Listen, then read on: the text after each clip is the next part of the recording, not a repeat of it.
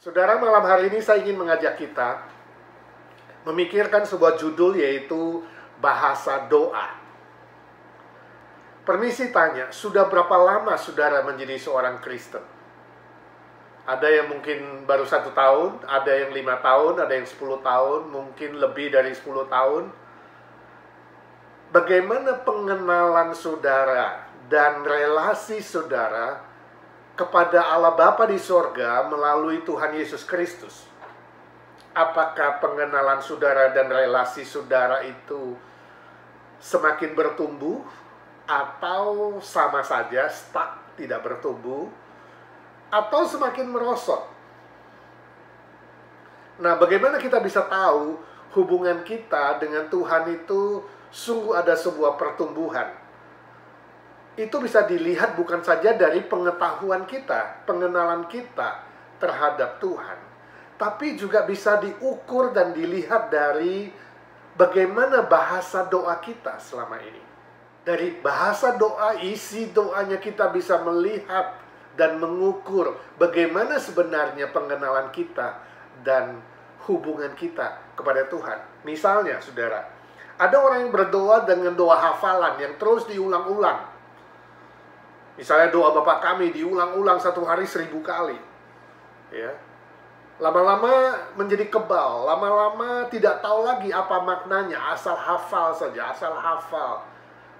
Mungkin pemikiran mereka lebih banyak hafal, lebih bagus, ya, beribu-ribu kali. Ada orang yang berdoa dengan beberapa kata yang aneh yang diulang-ulang, beberapa suku kata yang mereka klaim sebagai bahasa roh. Ibarat jampi-jampi atau ibarat mantra yang mistis. Ada orang yang doanya isinya adalah sederetan permintaan-permintaan ibarat daftar belanja. Minta terus, ibarat pengemis. Ada orang yang doanya, bahasa doanya itu memerintah. Ya. Memerintah Tuhan atau mengancam Tuhan. Ya. Kalau Tuhan tidak melakukan ini, kalau Tuhan tidak melakukan itu. Atau berani-berani pakai dalam nama Tuhan Yesus, perintah ini, perintah itu. Seolah-olah dia seperti seorang bos yang memerintah karyawannya atau pegawainya. Nah, jelas sekali saudara, bahasa doa yang sedemikian tidak mencerminkan seorang Kristen yang sungguh-sungguh mengenal siapa Tuhan yang sejati itu. Tidak memiliki relasi yang akrab seperti seorang anak kepada Bapa yang kita kenal di dalam Tuhan Yesus Kristus. Ya. Tidak sungguh menunjukkan adanya relasi yang akrab dan intim dengan Tuhan Yesus yang sudah menyelamatkannya. Lalu saudara bertanya, bahasa doa yang bagaimana yang berkenan kepada Bapa di sorga? Hari ini kita akan belajar dari firman Tuhan. Firman Tuhan akan memberikan kita prinsip-prinsip kebenaran, bagaimana membangun sebuah hubungan yang lebih akrab dan intim. Bagaimana bahasa doa yang diajarkan oleh Alkitab, oleh firman Tuhan, untuk membangun hubungan yang lebih akrab dengan Tuhan. Nah, dengan prinsip firman Tuhan inilah kemudian kita akan memperkaya komunikasi kita dan relasi kita kepada Bapa di sorga di dalam Tuhan Yesus Kristus. Saya ajak kita membaca beberapa ayat firman Tuhan. Yang pertama, Mazmur 105 ayat 4. Mazmur 105 ayat 4, firman Tuhan mengatakan, carilah Tuhan dan kekuatannya. Carilah wajahnya selalu. Jadi firman Tuhan ini mengajarkan kita mencari wajah Tuhan dan kekuatannya. Istilah ini, mencari wajah Tuhan dan kekuatannya, menunjuk kepada hati seseorang, hati si pemazmur yang rindu menyembah Tuhan Allah. Ini yang saya sebut dengan bahasa penyembahan atau doa penyembahan. Nah, dalam doa penyembahan kita diajar untuk mengingat dan menyebutkan hal-hal yang berkaitan dengan pribadi Allah, yang berkaitan dengan sifat-sifat Allah. Misalnya, Bapa di sorga, Sang Pencipta. Kita menyembah Bapa di sorga, Sang Pencipta, yang maha baik, yang maha kasih, yang maha mulia, yang maha kuasa, pencipta segala sesuatu. Juga yang menciptakan kita, manusia, secara unik. Jadi kita boleh menyembah Bapa di sorga dengan menyebutkan itu. Bapa di sorga, Engkau Sang Pencipta langit dan bumi. Ya. Yang menciptakan aku secara unik. Aku mau bersyukur kepadamu. Tuhan Yesus, kasih-Mu tak terbatas, tak bersyarat. Jadi bahasa doa itu juga sebagai ungkapan penyembahan kita kepada Tuhan Yesus. Tuhan Yesus yang rela berkorban. Dia adalah sahabat yang baik, penolong yang sejati, juru selamat satu-satunya, raja segala raja, Tuhan segala Tuhan, Allah segala Allah yang patut menerima penyembahan kita. Kan kita juga boleh menyebutkan Roh Kudus yang maha penghibur, yang tinggal di dalam kita, yang maha hadir, yang maha penolong, yang menyertai kita selama-lamanya. Jadi di dalam bahasa penyembahan ini kita mengingat pribadi Allah. 3 pribadi, satu Allah, yaitu Bapa, Kristus, dan Roh Kudus. Dengan sifat-sifatnya yang maha mulia, maha kasih, maha baik, maha pemurah, maha pengampun. Kita bisa menyebutkan semua itu. Kita pakai dalam bahasa doa kita setiap hari. Membangun hubungan yang lebih akrab. Sebab hanya ketiga pribadi satu Allah itu, Bapa, Kristus, dan Roh Kudus, yang patut kita sembah dan kita tinggikan. Satu-satunya Allah segala Allah, Tuhan segala Tuhan. Yang kedua, Mazmur 105 ayat 5.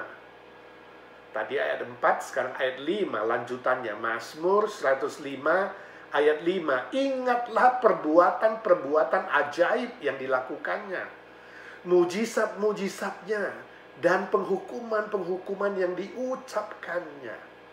Nah, istilah mengingat perbuatan-perbuatan ajaib yang dilakukannya, ini menunjuk kepada hati si pemazmur yang memuji Allah. Ini yang saya sebut dengan doa pujian atau bahasa pujian dalam doa kita. Nah, dalam doa pujian ini, kita diajar untuk mengingat segala perbuatan Tuhan. Yang ajaib, yang mujizat tadi dikatakan, yang maha adil, yang menghukum segala kejahatan. Segala perbuatannya yang patut kita puji. Kita boleh berkata, Bapa di sorga, aku memuji-Mu, sebab Engkau mengasihi aku. Engkau menciptakan aku unik, tidak seperti yang lain. Kita boleh memuji Bapa di sorga dengan mengatakan, terima kasih Engkau mengaruniakan Yesus Kristus lahir ke dunia ini menjadi juru selamatku. Kita boleh memuji Tuhan Yesus dengan berkata, Tuhan Yesus, Engkau rela mati bagiku, disalibkan, mengganti hukuman dosaku. Tuhan Yesus, aku memuji-Mu sebab Engkau bangkit dari kematian yang menjamin hidup kekal bagiku. Tuhan Yesus, aku bersyukur karena Engkau berjanji menemani aku, tidak pernah meninggalkan aku sendirian. Demikian juga dengan Roh Kudus. Ada perbuatan-perbuatan yang ajaib, kita katakan, Roh Kudus, Engkau melahirbarukan aku, memeteraikan aku menjadi milik kerajaan sorga. Engkau mau tinggal di dalam aku yang masih tidak sempurna ini, yang bisa jatuh dalam dosa ini. Engkau menghibur aku, menguatkan aku, mengingatkan aku, memimpin jalan hidupku. Bahkan berdoa ketika aku menghadapi persoalan yang berat. Ini semua perbuatan ajaib dari pribadi Allah. Bapa, Kristus, dan Roh Kudus. Ini yang disebut dengan doa pujian, bahasa pujian. Jadi yang pertama bahasa penyembahan, yang kedua bahasa pujian. Sekarang yang ketiga, Yang ketiga ada dalam Yesaya 59 ayat 1 dan 2. Demikian firman Tuhan. Yesaya 59 ayat 1 dan 2. Sesungguhnya tangan Tuhan tidak kurang panjang untuk menyelamatkan, dan pendengarannya tidak kurang tajam untuk mendengar. Tetapi yang merupakan pemisah antara kamu dan Allahmu ialah segala kejahatanmu.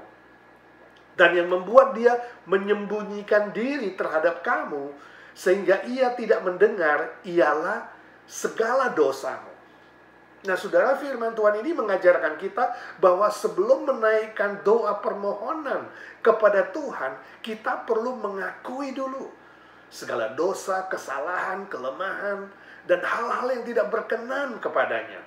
Ini yang saya sebut dengan bahasa pengakuan atau doa pengakuan. Jadi dalam doa pengakuan ini, kita datang kepada Tuhan dengan rendah hati, dengan terbuka, menyebutkan semua kelemahan kita, semua hal yang tidak berkenan kepada Dia, kita katakan kepada Dia. Pengakuan ini juga merupakan syarat utama agar doa-doa kita didengar oleh Tuhan dan dikabulkan oleh Tuhan. Tuhan Maha tahu. Sebenarnya kita gak kasih tahu pun Dia sudah tahu. Tapi ingat, Dia ingin kita menceritakan kepadanya. Gak ada yang bisa kita sembunyikan di hadapannya. Ya, Dia ingin kita sampaikan kepadanya.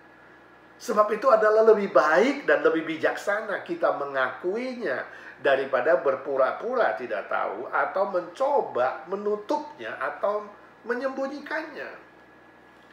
Nah, saudara, dalam poin ini saya yakin saya tidak perlu beri contoh sebab semua kita tahu bagaimana mengakui dan memberitahu isi hati, isi pikiran, tingkah laku kita. Semua kita bisa kasih tahu kepada Tuhan secara detail. Itu yang Tuhan mau. Bahasa pengakuan. Yang keempat Filipi pasal 4 ayat ke-6. Janganlah hendaknya kamu khawatir tentang apapun juga, tetapi nyatakanlah dalam segala hal keinginanmu kepada Allah dalam doa dan permohonan dengan ucapan syukur. Perhatikan permohonan. Ya. Rasul Paulus mengajarkan kita bahwa melalui doa kita bisa memberitahu Tuhan, menyatakan keinginan-keinginan kita dalam doa permohonan. Ini yang saya sebut dengan bahasa permohonan atau permintaan. Nah, saya juga sangat yakin soal permintaan dan permohonan ini pun tidak perlu diberikan contoh. Sebab kenapa?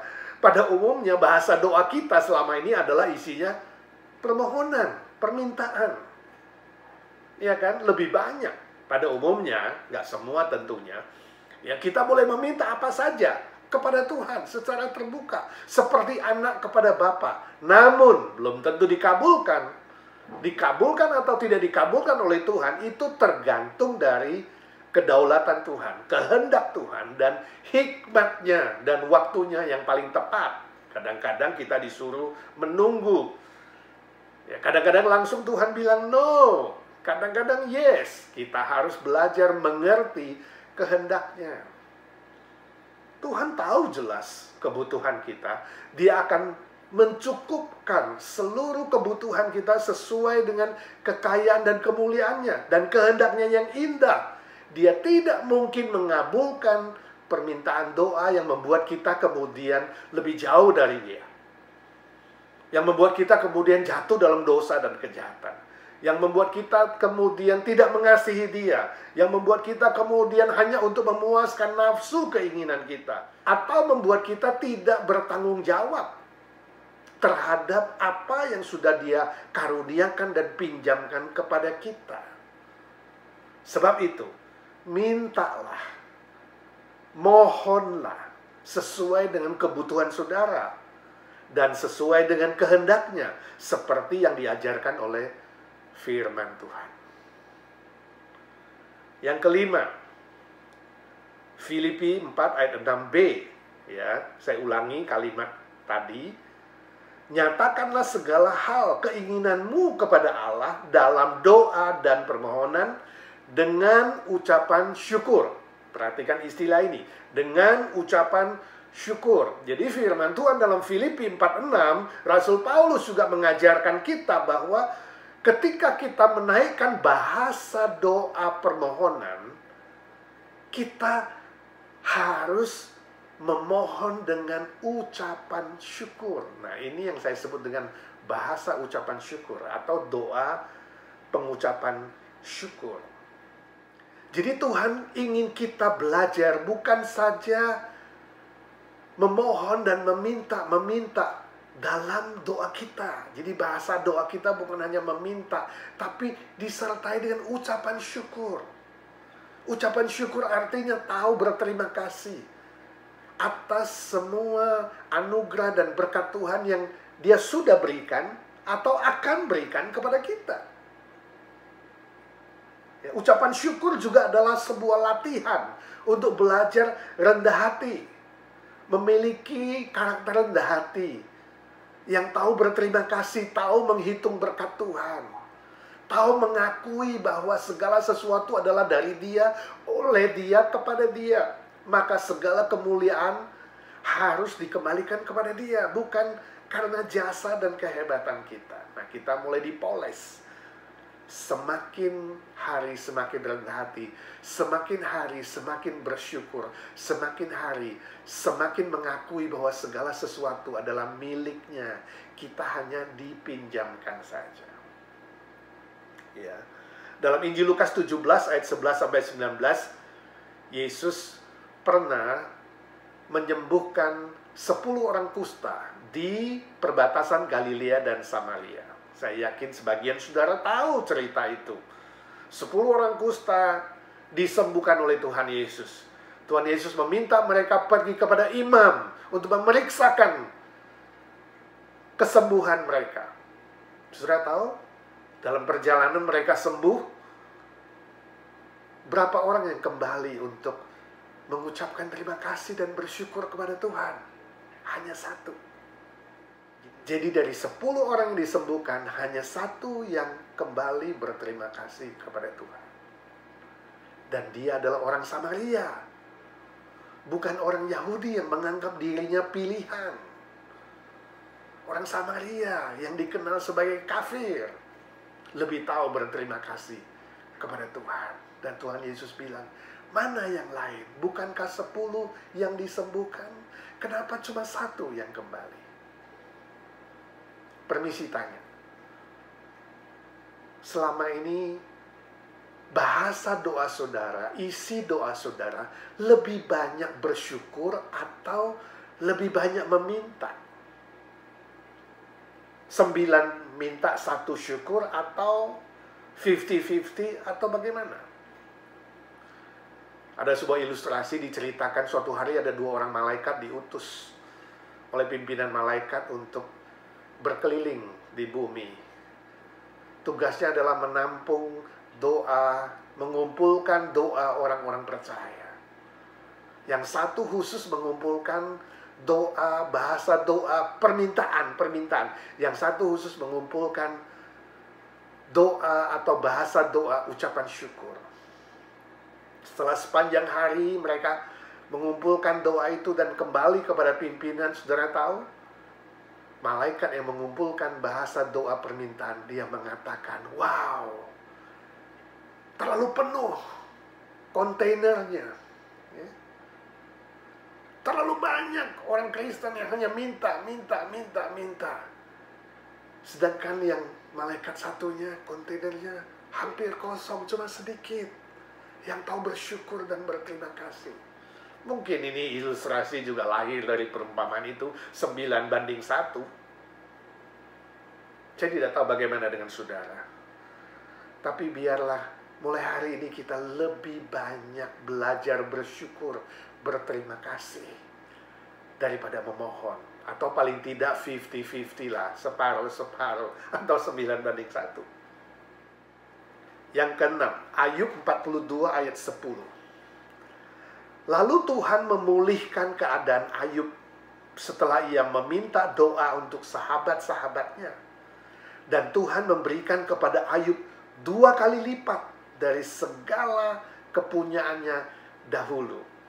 Nah, sebagian saudara pasti tahu cerita tentang Ayub, ya.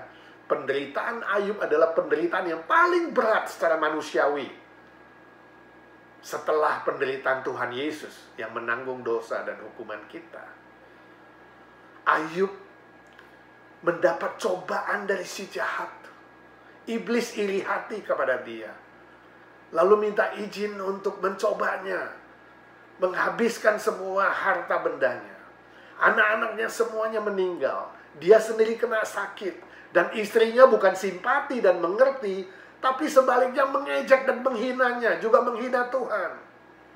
Teman-temannya tidak mengerti tentang dia, tidak simpati, malah menghakimi dia, seolah-olah dia berdosa besar. Dia amat sedih, dia amat menderita. Namun akhirnya, Tuhan memulihkan dia dan memberkati Ayub, mengembalikan seluruh yang dia miliki 2 kali lipat. Ini cerita tentang Ayub. Rahasianya apa? Tadi ayat yang kita baca, Ayub 42 ayat 10. Ayub tidak benci kepada teman-temannya. Ayub bangkit kembali, dia menaikkan doa untuk teman-temannya. Ini rahasianya. Menaikkan doa untuk teman-temannya dan kemudian dia dipulihkan dan diberkati. Ini yang saya sebut dengan bahasa syafaat. Doa syafaat untuk teman-temannya. Firman Tuhan tegas memberitahukan kepada kita bahwa Allah mendengarkan doa Ayub dan memulihkannya setelah Ayub berdoa syafaat untuk teman-temannya. Wow. Indah sekali ya. Permisi tanya, bagaimana bahasa doa saudara selama ini? Apakah saudara memiliki hati untuk mengasihi orang lain, walaupun saudara sendiri dalam pergumulan, dalam persoalannya? Selama ini saudara berdoa kepada Tuhan, bahasanya apa? Hanya bahasa meminta? Atau dari 6 bahasa ini ada sesuatu yang belum saudara pelajari atau sedang saudara pelajari dan akan saudara pelajari? Mungkin bahasa penyembahan, mungkin bahasa pujian, bukan hanya permohonan, mungkin bahasa pengakuan, bahasa syafaat atau ucapan syukur. Biar kita mulai belajar berdoa secara balance, secara seimbang. Mulailah membangun komunikasi dan relasi yang lebih akrab dengan Bapa di sorga, di dalam Tuhan Yesus Kristus, dengan Roh Kudus yang tinggal di dalam kita. Maka saudara akan merasakan banyak gunanya, banyak manfaatnya. Saudara akan diberikan kekuatan waktu saudara lemah. Saudara akan mendapatkan penghiburan ketika saudara susah dan sedih. Saudara akan diberikan ketenangan waktu saudara kacau, khawatir, takut. Dan saudara akan dicurahkan berkat-berkat kebaikan Tuhan, anugerah Tuhan yang melampaui apa yang bisa saudara doakan dan pikirkan. Itu mujizat, itu ajaib. Ya. Jadi malam hari ini kita belajar ada 6 bahasa dalam doa melalui prinsip firman Tuhan. Permisi tanya, pelajaran mana yang terpenting bagi saudara? Penyembahan, pujian, pengakuan, permohonan, ucapan syukur, atau syafaat? Mari kita belajar bersama-sama. Saya coba meringkaskan 6 ini dalam sebuah kata yang saya sebut spamus. Spamus. S-P-A-M-U-S. Jadi dari akar kata itu, saya pilih huruf yang pertama. S, itu dari kata sembah, penyembahan. Sembah, S. P, puji, memuji Tuhan. Jadi menyembah Tuhan, memuji Tuhan. A, akui segala hal kepada Tuhan. Dalam hati, pikiran, dosa, kejahatan, hal-hal yang tidak berkenan, kita akui. M itu minta atau mohon. Ini pasti sudah tahu. U, ucap syukur. Saya yakin sebagian saudara belajar banyak mengucap syukur. Dan S terakhir, syafaat. Jadi spamus. Spamus. Ayo 1, 2, 3. Spamus. Sembah, puji, akui, minta atau mohon, ucap syukur, dan syafaat. Mari kita mulai bertumbuh dalam bahasa doa kita. Bukan hanya minta-minta saja. Bukan hanya hafalan-hafalan yang membuat kebal otak dan hati yang tidak punya perasaan lagi. Tapi kita bangun hubungan akrab dengan Bapa di sorga. Memberitahu pujian kita, penyembahan kita kepadanya, pengakuan kita kepadanya, ucapan syukur kita kepadanya, syafaat kita untuk teman-teman kita, sahabat kita, untuk banyak pekerjaan Tuhan. Kita akan doakan nanti bersama-sama. Ya. Spamos. Amin. Tuhan memberkati saudara sekalian.